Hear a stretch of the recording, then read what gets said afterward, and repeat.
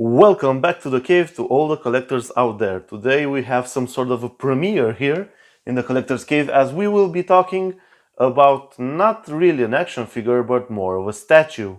And this is the Diamond Select Gallery Dark Knight's Metal Batman statue. When I first started collecting, I was really pretty much into action figures only, and that's because they are posable and you can do a lot of things with them. However, in the recent time, some of the statues out there got my attention. And I must say that this Batman was pretty much love at first sight. I don't really know much about statues before, but I've got this one, and I can tell you that I really like it. First things first, this statue is very affordable. We are looking at about 15 bucks for 50 bucks for an amazing statue. It is rather large in size, I would say, and it does present a lot of detailing. Now the imagery from the Dark Knight's Metal, it's very cool.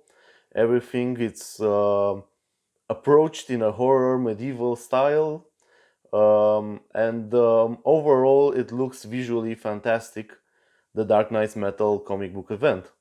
The Batman we are now looking at, it's a GameStop exclusive. However, I did not purchase it from GameStop, and I did find it in retail in a different online store. As you can see, the figure, well, not quite figure, we're talking about statues now, so the statue is quite imposing. It has a nice dynamic to it. It does place Batman in a very dynamic pose, let's say. Obviously, he's ready for battle. He was going through a lot of action until getting to this scene. You can see that from the scrapes and wear and tear marks from his armor. Also, they gave him this really nice medieval look. I think it's a really cool look for Batman. And this statue does have a lot of interesting features to it. And we will talk about this right now. First off, there are two accessories that are actually detachable, and that is the bat shield on the upper hand and the, let's call it bat sword for now, that rests in his other hand. These accessories are really simple to attach to the statue itself. It's really not that hard, and I think they really come nicely together with this piece. Something quite interesting is that the sculpt is really nicely done, and there is quite a good amount of detailing and attention paid to all of this. The chainmail from underneath his armor looks great. It really looks like it's a chainmail down there. All the armor plating looks really nicely done. It does have this metal finish to them. Also, it does have the scrapes and marks from the battles the Dark Knight went through. Before we go forward, I say let's take a bit of a closer look to this statue. Closing in on this statue, we can notice a couple of things. There are quite some interesting design choices when it comes to the Dark Knight's armor. And that because it has a really intricate design to all his armor pieces. Now, something I really enjoy on right here on his shoulders, you can notice that the armor is actually sculpted in the remark of a bat. That's quite similar to the other side as well. And something very nice in a design kind of way, it's that you can actually see the tiny bat's body and head right there, and then the way it spreads his wings, actually covering and protecting the Dark Knight. Now that's quite the interesting and nice design choice right there. Also, you can see the bat ears do now come as armor from his, let's say, helmet, the Dark Knight's helmet in this case. And we have a very big chest piece that looks really bulky and really nice in the center of the figure. Also, there are plenty of other armor pieces, and all the original Batman traits are kept. Yes, you can see the design on his armor plates right here. You can see the Batman logo right there. It also has an interesting texture to it because you could almost feel like the armor pieces are made out of metal. However, they would be parts that are actually made out of leather, and you can see that quite clearly by the subtle brown shades that are present on these pieces. And that looks really, really good, and it does make a difference in texture and a difference in the different type of materials that the Dark Knight used to craft his armor.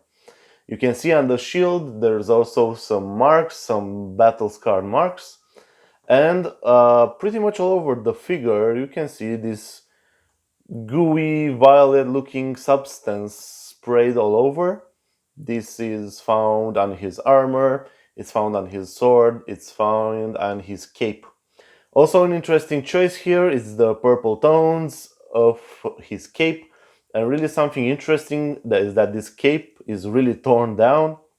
It does seem like it's been through a lot of action, through a lot of battles, and I think the detailing and the level of attention paid to it, it's quite extraordinary. That being said, the face of the Dark Knight looks rather nice sculpted.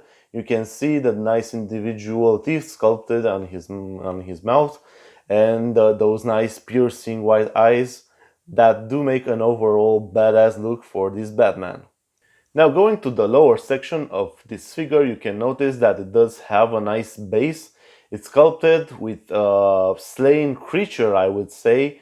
Plenty of tentacles and biomass leftovers at Batman's feet right here. And again, that violet looking blood that's already sprayed all over the Dark Knight.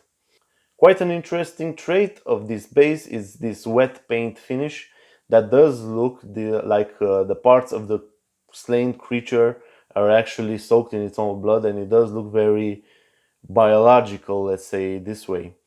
Obviously, we can talk about posing with this statue as it is completely fixed. However, this does make some nice opportunities for the manufacturers to do include some detailing and some shape to the sculpt that otherwise will not be possible with a figure that does have moving joints. And that's quite a pleasant surprise. Obviously, we'll not be able to pose it in any way other than it is intended, but the way it is intended, it's a beautiful way to pose this figure. I would say if you are a Batman fan, if you're a fan of comics and maybe a fan of DC, or just collecting statues, for the value you do get awesome statue right here. Do not miss out the chance to actually get this statue if you do get the occasion, as it is a very nice piece to add to your collection, and I'm really happy that I get it myself. And not only that I'm happy about it and that I got it, but I might also be purchasing and featuring on the channel even further reviews of statues from the Diamond Select Gallery series. Now, until next time, I leave you with a glimpse of the Dark Knight in all its beauty, glory and might, and I will see you next time.